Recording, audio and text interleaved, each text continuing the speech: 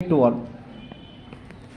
So இப்போ change of basis matrix. So இது வந்து நம்ம சேஞ்ச் ஆஃப் பேசிஸ்ன்ட்டு நம்ம சிலபஸில் இருக்குது, சிஎஸ்ஏ சிலபஸில் இந்த இது ஒரு லைன் இருக்குது. அதனால் இது என்னென்னு பார்த்துருவோம். ஓகே, இது பாருங்கள். என்னென்னா வெரி சிம்பிள். அதாவது என்னென்னா ஒரு ரெண்டு பேசிஸ் இருக்குது, ஒரு வெக்டார் ஸ்பேஸுக்கு ரெண்டு பேசிஸ் இருக்குது. ஸோ அதை வச்சு எழுதக்கூடிய ஒரு பேசிஸை வச்சு எழுதக்கூடிய ஒரு மேட்ரிக்ஸ்.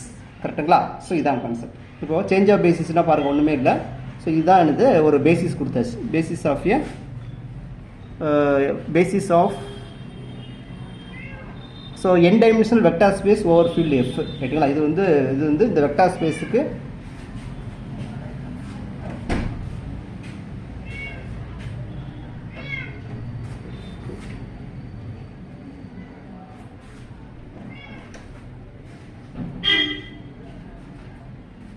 ஓகேங்களா? ஸோ இந்த வெக்டார் ஸ்பேஸுக்கு இது பேசிஸாக இருக்குது. இப்போ இது வந்து பீட்டா டூங்கிறது அது ஒரு அனதர் பேசிஸாக இருக்குது. ரைட்டுங்களா? இப்போ நமக்கு என்ன தெரியும்னா, ஸோ எந்த ஒரு இந்த வெக்டார் ஸ்பேஸில் உள்ள ஒவ்வொரு எலமெண்ட்டையும் லீனியர் காம்பினேஷன் ஆஃப் பேசிஸ் எலமெண்ட்டாக எழுத முடியும். சரிங்களா? ஸோ அந்த மாதிரி எழுதுகிறோம். ஓகேங்களா? அதாவது இதைத்தான் நான் வந்து ஸோ இந்த பேசிஸ்லேருந்து இந்த பேசிஸை மாற்றி நான் மேட்ரிக்ஸ் கண்டுபிடிக்கணும். சரிங்களா? அப்போது WJ இதில் உள்ள ஒவ்வொரு எலமெண்ட்டையும் இதோட லீனியர் காம்பினேஷனாக எழுதியிருக்கேன். ஓகே, ஸோ ஓகே, இந்த நியூ ஓல்டுன்னு போட்டுனா என்னென்ன பின்னாடி சொல்கிறேன். ரைட். இப்போ என்ன வரும்? ஜே வந்து 1லேருந்து n வரைக்கும் வேரி பண்ணுறோம். அப்போ வந்து நமக்கு n ஈக்குவேஷன்ஸ் கிடைக்கும், n லீனியர் ஈக்குவேஷன்ஸ் கிடச்சிருக்கும், n லீனியர் காம்பினேஷன்ஸ் கிடச்சிருக்கும். ரைட்டா? ஸோ இது மாதிரி இருக்குது. ஸோ இப்போ வந்து இந்த மேட்ரிக்ஸ் கண்டுபிடிக்கிறோம். ஸோ அந்த மேட்ரிக்ஸ் என்ன வரும்னா இந்த தான், அதாவது α11 α12 அதாவது இந்த கோஎஃபிஷியன்ட்டோட இன்வெர்டட் மேட்ரிக்ஸ். ஓகேங்களா? டிரான்ஸ்போஸ் மேட்ரிக்ஸ் A11 A21 இங்கே எழுதணும். சரிங்களா? ஸோ இந்த மாதிரி ஒரு மேட்ரிக்ஸ் கிடைக்கும். இதுதான் இந்த change of basis matrix from the beta 1 to beta 2. இது முக்கியமான கான்செப்ட். ஸோ எந்த பேசிஸ்லேருந்து எந்த பேசிஸை மாற்றி நம்ம வந்து மேட்ரிக்ஸ் கண்டுபிடிச்சிருக்கோம். அப்போது இதிலிருந்து இதை கொண்டு வரோம். அப்போ இது வந்து என்னது? ஓல்டு பேசிஸ், இது வந்து நியூ பேசிஸ். ஓகேங்களா? அப்படின்னு நம்ம வச்சுக்கிறோம். அப்போது இந்த பேசிஸ்லேருந்து இந்த பேசிஸை மாற்றும் போது ஒரு மேட்ரிக்ஸ் கிடைக்கும். அந்த மேட்ரிக்ஸ் தான் இது. ரைட்டுங்களா? Right concept. அப்போ இது வந்து என்ன வரும்னா அது இது வந்து ஓல்டு பேசிஸாக இருக்கும். ஸோ இந்த பேசிஸ்லேருந்து இந்த பேசிஸை மாற்றும் போது கிடைக்கக்கூடிய ஒரு பேசிஸ் மேட்ரிக்ஸ் அதான் இது. கரெக்டுங்களா? இதுதான் பேசிஸ் மேட்ரிக்ஸ். ஓகேங்களா? ரைட். ப்ராசஸ் புரியுதுங்களா? ஸோ நீங்கள் என்ன எழுதணும்னா இதை மட்டும் கரெக்டாக வச்சுக்கணும். இப்போ வந்து இது என்னது? New basis.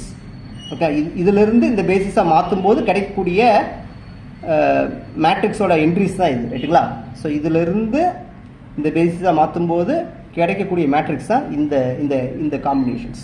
சரிங்களா? ரைட். இப்போ உங்களுக்கு ப்ராப்ளம் போட்டால் புரிஞ்சு. இது முக்கியமானது. பீட்டா எங்கேருந்து எங்கே பேசிஸ் கண்டுபிடிக்கிறோங்க முக்கியம். Change of basis matrix from எந்த பேசிஸ்லேருந்து எந்த பேசிஸ். ஓகேங்களா? ரைட். இப்போ பாருங்கள், ஒரு சிம்பிளான ப்ராப்ளம் பாருங்கள். ஸோ கொஞ்சம் திருத்தலாக இருக்கும், கொஞ்சம் பார்த்துக்கோங்க. ரைட்டுங்களா? ஸோ இது என்னால் அவாய்ட் பண்ண முடியல. சரி பாருங்கள். இப்போ find the change of basis matrix from beta 1லேருந்து பீட்டா 2. ஓகேங்களா? அப்போ வெக்டார் ஸ்பேஸுங்கிறது விங்கிறது R2/R. ஓகேங்களா? So dimension 2. அப்போது பேசிஸ் 2 எலமெண்ட் இருக்கும், ரெண்டுமே என்னது? பேசிஸ். கரெக்டுங்களா? இப்போ இதுலேருந்து இதை மாற்றுறோம். இது ஓல்டு பேசிஸ், இது நியூ பேசிஸ். அப்போ என்ன பண்ணணும்? நியூ பேசிஸ் இங்கே எழுதணுமா? 1,0 இதோட லீனியர் காம்பினேஷன் எழுதிட்டேன். 0,1 இதோட லீனியர் காம்பினேஷன் எழுதிட்டேன்.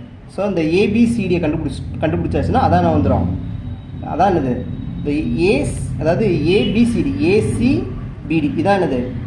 Change of basis matrix from beta 1 to beta 2. இந்த ABCDயை கண்டுபிடிக்கணும். அதை எப்படி கண்டுபிடிக்கலாம்? அப்போ இந்த கோஆர்டினேட் ஸ்பேஸ் அடிஷன் போட்டலாமா? அப்போ this coordinate this value is equal this. இதை ஈக்குவல் பண்ணிக்கலாமா? இது ரெண்டையும் எடுத்து சால்வ் பண்ணும்போது என்ன கிடச்சிரும்? Aக்கு 4 Bக்கு -3 கிடச்சிரும். அதே மாதிரி இந்த ரெண்டு ஈக்குவேஷன் எடுத்து சால்வ் பண்ணும்போது Cக்கு Dக்கு வேல்யூ கிடச்சிரும். அப்போ therefore change of basis matrix from beta 1 to beta. இது முக்கியமானது. இப்போ என்ன பண்ணோம்? ABCD. ஸோ ABCD மாற்றி அப்படியே எடுக்கக்கூடாது. ரைட்டுங்களா? மாற்றி எழுதணும். ஸோ இதான் என்னது? அந்த change of basis matrix from one basis to another basis. ஓகேங்களா? ஸோ இது மட்டும் கரெக்டாக வச்சுக்கணும். ஸோ என்ன நம்ம புரிஞ்சுக்கணும்னா நியூ பேசிஸ் இங்கே எழுதணும், ஓல்டு பேசிஸ் இங்கே எழுதணும். அது ஒன்று கரெக்டாக எழுதணும். அது ஒன்று. அப்புறம் கண்டுபிடிச்சதுக்கு ஸ்கேலர்லாம் கிடச்சதுக்கப்புறம் ஸோ என்ன பண்ணணும்னா AC. ரைட்டா? AC அதாவது இந்த ரோவை வந்து காலமாக மாற்றிக்கணும். அப்படியே காப்பி பண்ணக்கூடாது. ABCDன்னு போட்டக்கூடாது. அதை வந்து நம்ம டிரான்ஸ்போஸ் பண்ணணும். ACBDன்னு எழுதணும். கரெக்டுங்களா? அதை மட்டும் கொஞ்சம் கரெக்டாக பார்த்துக்கணும். ஓகே. ஸோ அடுத்த கொஸ்டின் பாருங்கள். ஸோ நெக்ஸ்ட் கொஸ்டின் பாருங்கள் என்ன கொடுத்துருக்காங்கன்னா, அதே மாதிரி another problem. The change of basis matrix from இந்த பேசிஸ்லேருந்து இந்த பேசிஸ் மாற்றணும். அப்போ இது வந்து ஓல்டு பேசிஸ், இது நியூ பேசிஸ். மாற்றும் போது கிடைக்கக்கூடிய பேசிஸ் மேட்ரிக்ஸ் கேட்டுருக்காங்க. அப்போது இதான இதான் நியூ பேசிஸ். அப்போது இதை எழுதிக்கிறேன். 1,3 இதோட லீனியர் காம்பினேஷன் எழுதிக்கிறேன். 1,4 இது லீனியர் காம்பினேஷன் எழுதிட்டேன். இது A,Bன்னு வந்துடும். ஸோ அப்போ A வந்து 1, B வந்து 3, C வந்து 1, D வந்து 4. அப்போ சேஞ்ச் ஆஃப் பேசிஸ் என்ன பண்ணோம், இது ABCD. ஸோ இதான் இது change of basis matrix. Okay, இதே மாதிரி நீங்கள் என்ன செஞ்சிடலாம், சிம்பிளாக ப்ராப்ளம் கேட்பாங்க. ஏன்னா R2ல் தான் கேட்பாங்க. ஸோ R3யில் வந்து நிறையா வரும். R3யில் வந்து there are so system of equation 3 system of 3 equation 3 unknown இருக்கிற மாதிரி 3 சிஸ்டத்தை சால்வ் பண்ணுற மாதிரி வரும். அதனால் அதெல்லாம் கேட்க மாட்டாங்க. சரிங்களா, சிம்பிளாக இது மட்டும் கேட்பாங்க. கேட்டுங்களா? So next okay, next question பாருங்கள். இது என்னென்னா, இது ஆக்சுவலாக இது +2 லெவலில் உள்ள கொஸ்டின் தான். என்னென்னு பாருங்கள். ஸோ இந்த மாதிரி கொஸ்டின் வந்து கேட்பாங்க. லீனியர் அல்ஜிப்ராவில் இந்த மாதிரி கொஸ்டின் முக்கியமானது. ஈக்குவேஷனை சால்வ் பண்ணுறோம். ஸோ இது என்னது, ஹோமோஜீனியஸ் சிஸ்டம். ஓகேங்களா, ஹோமோஜீனியஸ் சிஸ்டம். இப்போ இதுக்கு கண்டிப்பாக என்னது, சொல்யூஷன் கண்டிப்பாக இருக்கும். So always consistent. ஏன்னா 0,0 வந்து ஆல்வேஸ் சொல்யூஷனாக இருக்கும். சிஸ்டம் கன்சிஸ்டன்ட் அர்த்தம், இன்கன்சிஸ்டன்ட் அர்த்தம். கன்சிஸ்டன்ட்னா அதுக்கு கண்டிப்பாக அட்லீஸ்ட் ஒன் சொல்யூஷன். இன்கன்சிஸ்டன்ட்னா எந்த ஒரு சொல்யூஷனும் இல்லைன்னு சொல்ல இன்கன்சிஸ்டன்ட். ரைட்டா? இப்போ இது ஹோமோஜீனியஸ் சிஸ்டமா, இப்போ 0,0,0 இந்த 3 ஈக்குவேஷனுமே சாட்டிஸ்ஃபை பண்ணும். அப்போ என்ன அர்த்தம், இதுக்கு வந்து சொல்யூஷன் இல்லைன்னு யாராலையும் சொல்ல முடியாது. இப்போ homogeneous system is not inconsistent, always consistent. ஏன்னா 0,0 வந்து ஒரு டிஃபால்ட்டாக ஒரு சொல்யூஷன் இருந்துக்கிட்டே இருக்கும். சரிங்களா? ரைட். இப்போ கொஸ்டின் என்ன, இது மட்டும் சொல்யூஷனா, இது போக வேறு எதுவும் இருக்குமான்னு பார்க்குறோம். ஓகேங்களா? ரைட். ஸோ இப்போ சிஸ்டம் ஆஃப் ஈக்குவேஷன்ஸ். ஓகே, இந்த ஆஸ் ஒன்லி ட்ரிவியல் சொல்யூஷன். ட்ரிவியல்னா ஒன்லி ட்ரிவியல் தான் முக்கியமானது. ட்ரிவியல் சொல்யூஷன் இதான் ட்ரிவியல் சொல்யூஷன். நத்திங் 0, 0, 0 பார்த்தீங்களா? ஸோ ஒன்லி ட்ரிவியல் சொல்யூஷனாக இருந்துச்சுன்னா find the value of lambda. அதே மாதிரி it has a non trivial solution. Non trivial solution இருந்துச்சுன்னா லாம்டா வெளியே என்னன்னு கேட்டுருக்காங்க. ஓகேங்களா? ஸோ அப்போ என்ன பண்ணோம், இந்த சிஸ்டம் ஆஃப் ஹோமோஜீனியஸ் ஈக்குவேஷனை என்ன பண்ணிக்கலாம், அதாவது என்னது, homogeneous system of linear equation. Homogeneous system of linear equations எடுத்து இது மேட்ரிக்ஸ் ஃபார்மேட் எழுதிட்டோம். ஸோ இது நம்ம டிட்டர்மினன்ட் மெத்தட்லேயே சால்வ் பண்ணிடலாம், இல்லை ரேங்க் மெத்தட்லேயும் சால்வ் பண்ணலாம். இப்போ டிட்டர்மினன்ட் மெத்தடில் சால்வ் பண்ண வரும் for only trivial solution. Okay, 0, 0, 0 மட்டும் தான் சொல்யூஷனாக இருக்குன்னா determinant value not equal 0. For a non trivial, at least ஒரு நான் ட்ரிவியல் சொல்யூஷன் 0,0,0 தவிர வேறு ஏதாவது சொல்யூஷன் இருக்குன்னு நம்ம சொல்லணும்னா டிட்டர்மினன்ட் வேல்யூ 0ன்னு சொல்லணும். ஓகேங்களா? இல்லை நீங்கள் ரேங்க்கு போடுறதா இருந்தால் rho of A is equal to rho of A,0 is equal to number of unknowns.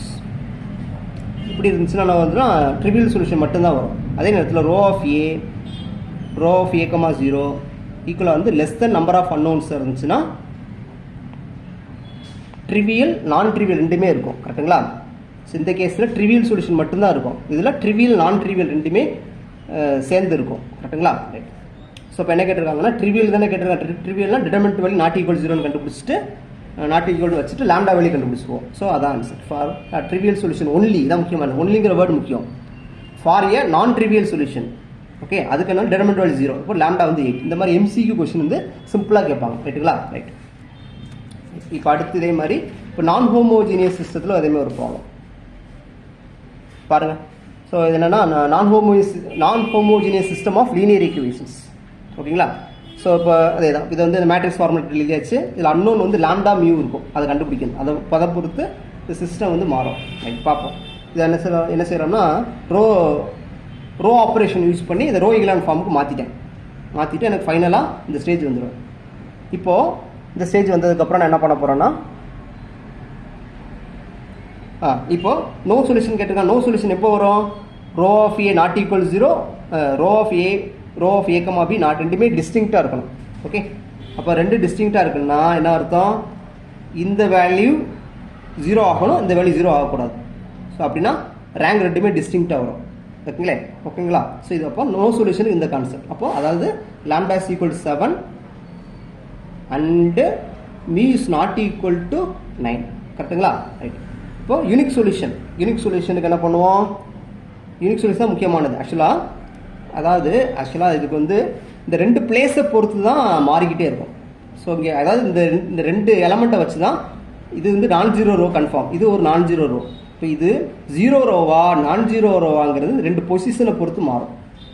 ஓகேங்களா? ஸோ இதை பொறுத்து தான் நம்ம என்ன சொல்லுவோம். கரெக்டுங்களா? ரைட். இப்போ சப்போஸ் யூனிக் சொல்யூஷன் வரும். ஸோ இது வந்து நாட் ஈக்குவல் 0, ரேங்க் வந்து 3 வரணும். அப்போ ரேங்க் வந்து 3 வரணும், இது நாட் ஈக்குவல் 0. இந்த இடத்துல என்ன வரும்னா row of A comma B, அதில் அட்லீஸ்ட் ஒருத்தர் நான் ஜீரோ வரந்தால் போதும். அப்போ இது நான் ஜீரோ ஆயிடுச்சு தானே. அப்போ இது வந்து என்ன நம்பர் இருந்தாலும் நமக்கு கவலையே கிடையாது. ஓகேங்களா? ஸோ மீ வந்து எனி ரியல் நம்பர், இது முக்கியமானது, கொஞ்சம் புரிஞ்சுக்கோங்க. ஸோ நிறைய பேருக்கு அண்டர்ஸ்டாண்ட் பண்ணுறது கஷ்டம். Row of A comma row lambda minus 7 not equal 0, row of ஏக்கு 3 வந்துடும். அப்போது இந்த இடத்துல என்ன வந்தாலும் ரோ ஆஃப் ஏ கமா பிக்கு ரேங்க் 3 தானே. ஸோ இது வந்து ஒரு நான் ஜீரோ எலமெண்ட் வந்துருச்சு அந்த ரோவில். அப்போது mu belongs to any real number. அப்படி வந்தாலும் வந்தால் என்னது யூனிக் சொல்யூஷன் இருக்கும். ஃபார் இன்ஃபினிட்டி மெடிக்கு என்ன பண்ணணும், இந்த ரேங்க் ரெண்டுமே ஈக்குவலாக வரணும், less then number of unknowns. அப்போ இது 0 ஆகணும், இது 0 ஆகணும். அண்டு அப்போது lambda equal 7 and mu is equal 9. இதெல்லாம் ரொம்ப ஸ்டாண்டர்டான கொஷின்ஸ் இல்லை. ஸோ இந்த மாதிரி சிம்பிளாக 3 கொஷின் கேட்க மாட்டேன், ஏதாச்சும் ஒரு கொஷின் கேட்பாங்க. ஓகேங்களா? ரைட். ஓகே, தேங்க்ஸ் ஃபார் வாட்சிங்.